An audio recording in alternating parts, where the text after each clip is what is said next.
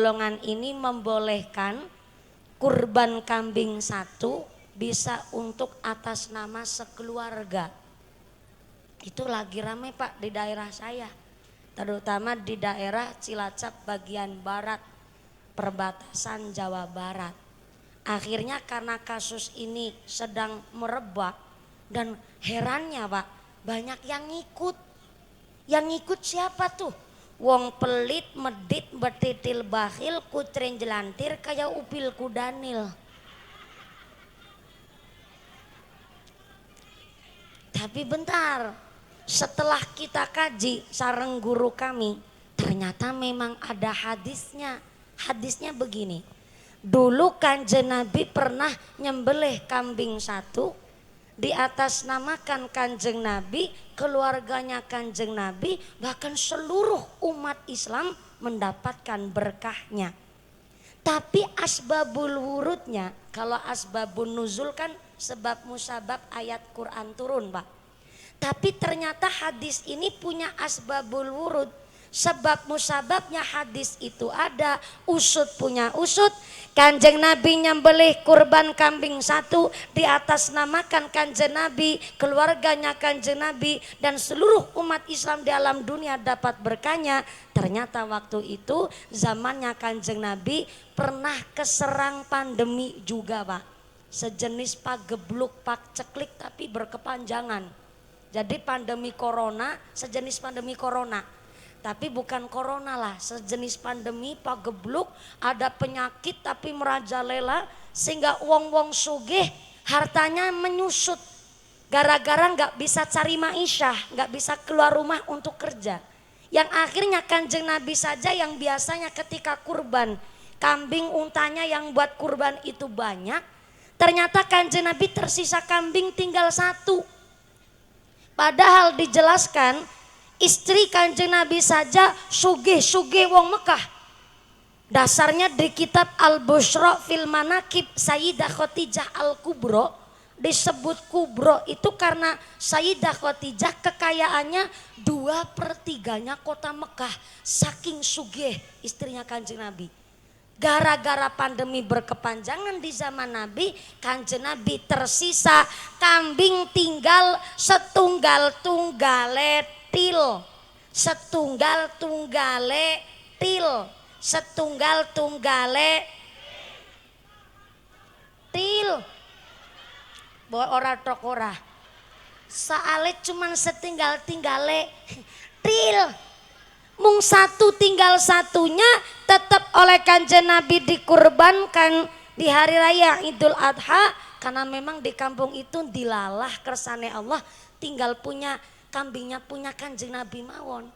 Tapi tetap dikurbankan untuk menggugurkan sunah muakadahnya wong sugih lakoni kurban. Sehingga dari hadis ini keterangannya bahwa memang di kampung Kanjeng Nabi cuman tersisa kambingnya Kanjeng Nabi tinggal satu, maka di atas namakan Kanjeng Nabi, keluarganya Kanjeng Nabi, dan seluruh umat Islam dapat berkahnya. Tapi maaf, kalau hadis itu kok diimplementasikan di zaman Indonesia yang sekarang kayaknya kurang pas.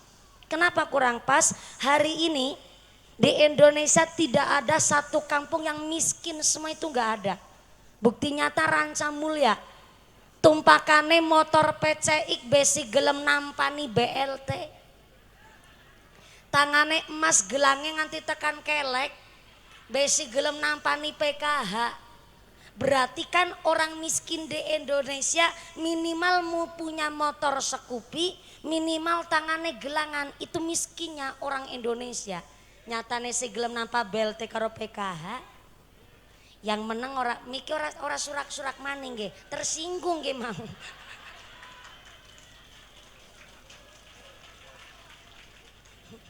Ndak tersinggung sendiri, keprok sendiri sampean. Saumpama di dunia ini ada kampung yang miskin semua, contoh negara miskin Afrika Selatan. Saking gersangnya Afrika Selatan, jangankan buat kurban, makan sehari-hari saja malah makannya biskuit yang terbuat dari tanah liat, tanah lempung. Saking miskinnya di Afrika Selatan.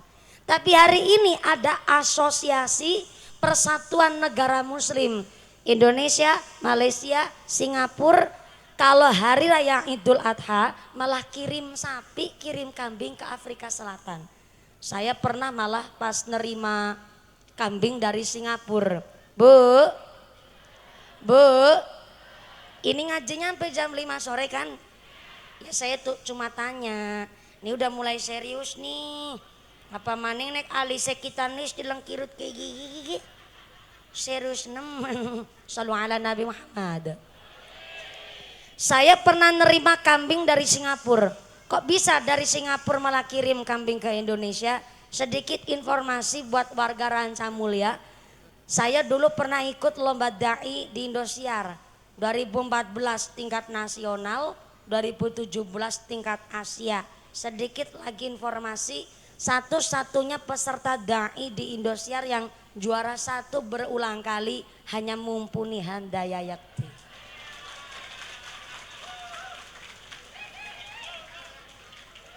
Sekali-kali pamer karo wong dalane bosok.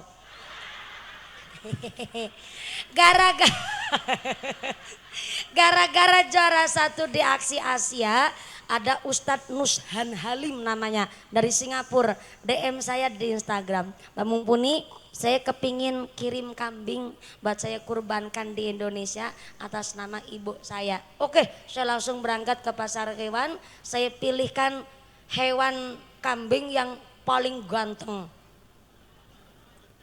Loh kan ada syariat itu supaya kita gampang menggapai ridho Allah. Syarat hewan dikurbankan kan sehat, tanpa cacat, cukup umur, syukur, gagah dan ganteng. Berarti kalau gagah ganteng wedhus wadon ora bisa buat kurban. Bisa, cuma pancen kalau wadon jangankan berkorban, ngaku salah beangel. Pada wadone pada nyengir. Kalau wedhus wadon bisa buat korban, tapi lebih utama kambing jantan. Soalnya kalau kambing cewek kok buat korban, syaratnya tambah sehat, tanpa cacat, cukup umur, plus lagi nggak bunting, lagi nggak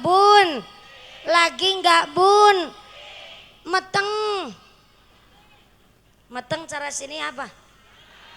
Mateng, pada baik. Mateng apa mateng? Mateng. Ini yang susah nih. Wedhus wadon bisa buat korban asal nggak meteng. Ibune berangkat ke pasar kewan. Kul, kitane harapan tuku wedhus wadon. Soalnya gitu duitnya kitane harapan go kurban, cukupnya gitu tuku wedhus wadon. Tak deleng ge wedhus wadone sampean ginuk-ginuk, sehat-sehat, lemu-lemu. Kira-kira lagi meteng apa ora? Kitane orang ngerti Bu, soalnya kitane dudu lakine.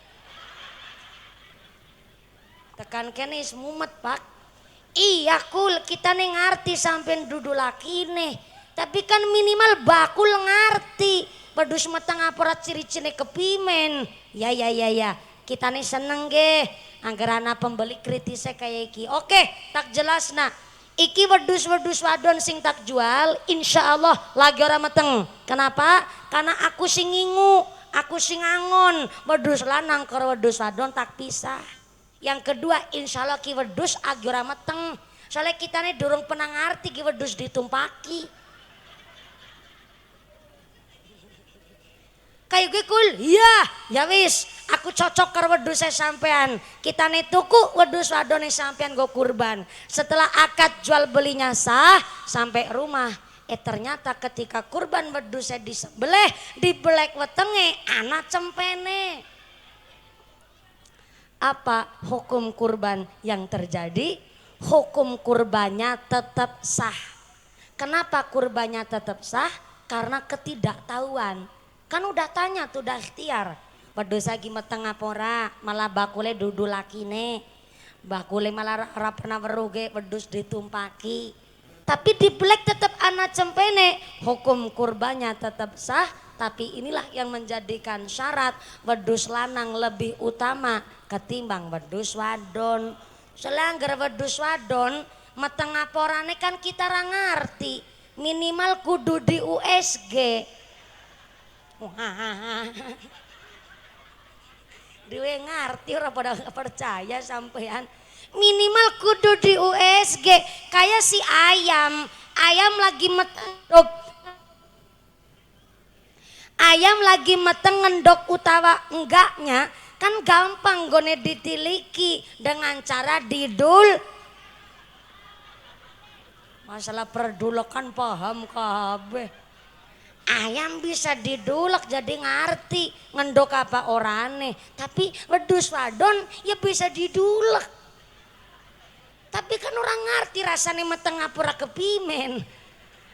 Maka inilah wedus lanang lebih utama ketimbang wedus wadon. Sehingga saya pas dari Singapura dimintai cari kambing, saya carikan kambing jenis Jawa Randu. Sejenis etawawa tapi yang gede. Akhirnya notanya saya kirim ke Singapura, beliau Ustadz Nuzan Halim langsung ngirim duit, tapi dilebihkan duitnya. Setelah duitnya dilebihkan, saya bilang, Pak Ustadz ini uangnya lebih. Ustadznya bilang, iya sengaja saya lebihkan supaya kanggo ngurusi ubo rampene, beli kantong plastik dan lain sebagainya. Nah ini barang yang paling afdol malah begitu. Jadi kalau ada warga Ranca Mulia, maaf punten, cuman punya kambing satu kok malu mau kurban, mending titipin ke masjid. Mending nitip ke masjid bawa kambing, jangan lupa bawa duit ora ketang 1.000 utawane 50. Bilang sama panitianya, Pak Panitia saya mau kurban kambing nih atas nama anak saya yang kerja di Taiwan. Ini namanya Bin ini. Tapi punten Pak, saya punya duit 100.000. Ini buat beli kantong plastiknya 50.000 sama gula kopi teh rokok. Yang 50.000-nya buat ngebayar yang nyembelih. Soalnya maaf Pak, kadang di masyarakat tukang nyembelih kambing bilang begini, saya nggak usah diamplopin duit, saya nggak usah dibayarin pakai duit, mending nanti kalau saya nyembelih kambing dibayar pakai endase wedus baen. Karena kepinginnya dibayar endase wedus, iyalah gone motong kambing endase sampai pol gulune. Ya kan dagingnya nyintil kabeh. Lah warga kebagian apa? Wis wedus lagi gering-gering. Ndase benggoneng motong gulune ampe pol, maka afdolnya semua namanya wedus itu ketika buat kurban sawalulange pun dibagi rata ke masyarakat biar kurbannya pun lebih mantep.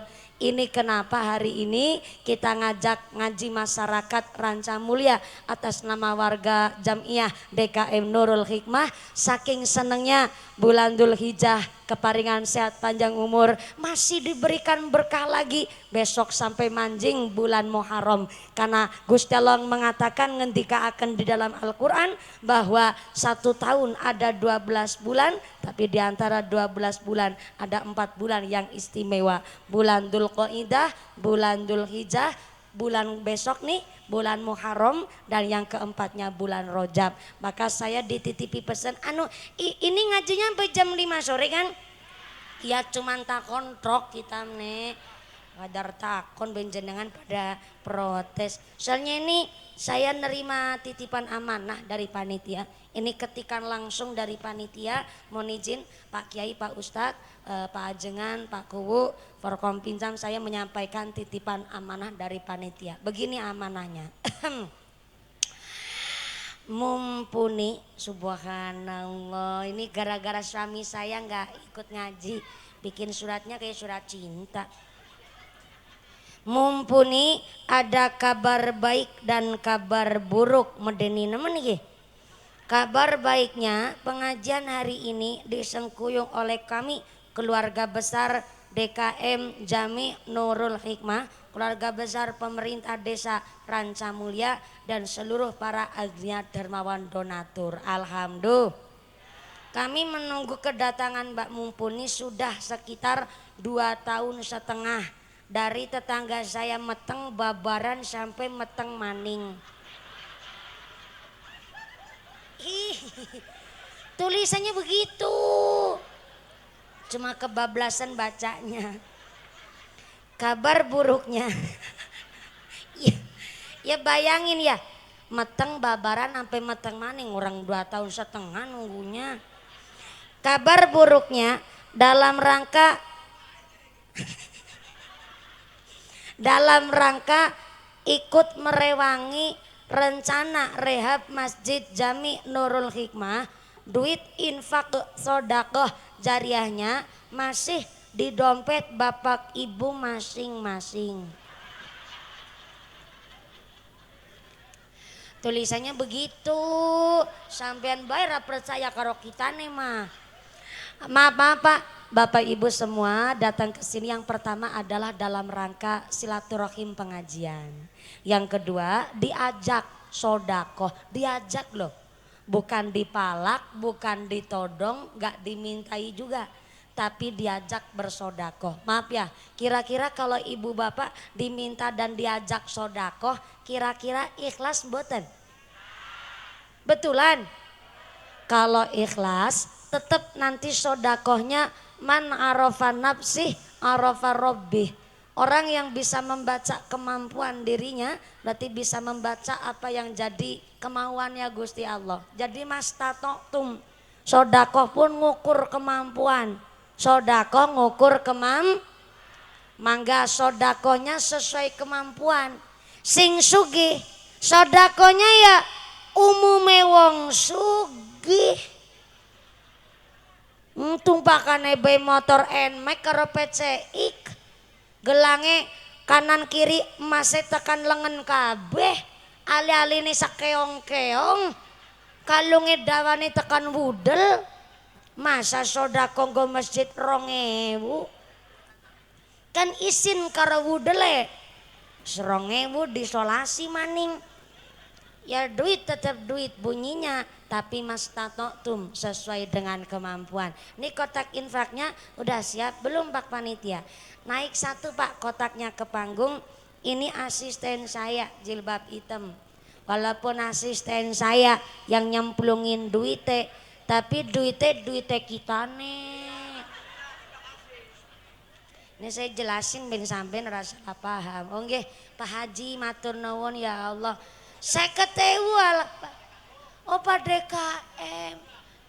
Duda. Kalau duda saya disuruh ngapain Pak Kuim? Oh disuruh mempromosikan. Ah ya Allah, saya paham kalau Pak DKM hari ini udah duda berapa tahun Pak? Baru 1 tahun? Oh ya masih aman. Nanti saya bahas masalah perdudaan, tenang saja Pak Ku. Requestnya Pak Ku disuruh promosiin. Udah dimulai dari DKM-nya mumpuni. Ih Pak Ku ikut ngerogoh dompet. Ibu-ibu juga ngerogoh dompet. Yang gak bawa dompet utang dingin karo sebelah. Gampang esuk disarutangin. Bapak-bapak silakan ngerogoh saku kadrok. Sarungan berarti ora kadrok kan. Serapa sarogo-rogo. Silakan kotak infaknya muter. Ini kotak infaknya bukan untuk mengganti dana pengajian loh, tapi mutlak untuk memakmurkan Masjid Nurul Hikmah. Sumangga si Nabi baca sholawat. Panitia juga udah sodako ini. Ih panitia ikut sodako. Udah. Oke berarti sodakonya udah double. Iya buat bayarin mumpuni ama bangun masjid. Mangga kotak infaknya muter. Si Nabi baca sholawat. Sallu ala Nabi Muhammad. La ilaha illallah al-malikul haqqul mubin Muhammadur Rasulullah Shadiqul adil amin. La ilaha illallah al-malikul haqqul mubin Muhammadur Rasulullah Shadiqul adil amin. 9 kali. La ilaha illallah al-malikul haqqul mubin Muhammadur Rasulullah Shadiqul wa'dil amin. Lamun mampu tindak haji ojo lali sing dinafkahi. Tindak haji cukup kabeh ngesiji, maslahat tangga ojo nganti lali. Lamun mampu tindak haji ojo lali sing dinafkahi. Tindak haji cukup kabeh ngesiji, maslahat tangga ojo nganti lali. Sareng-sareng la ilaha illallah al-malikul haqqul mubin Muhammadur Rasulullah Shadiqul wa'dil amin. Sepida malih la ilaha illallah al-malikul haqqul mubin Muhammadur Rasulullah Shadiqul wa'dil amin. Ikhram wukuf tawaf lan sa'i, tahallul nyukur rambute wong haji. Yen wukuf ora dilakoni, taun ngarep kudu dibaleni. Ikhram wukuf tawaf lan sa'i, tahallul nyukur rambute wong haji. Yen wukuf ora dilakoni, taun ngarep wajib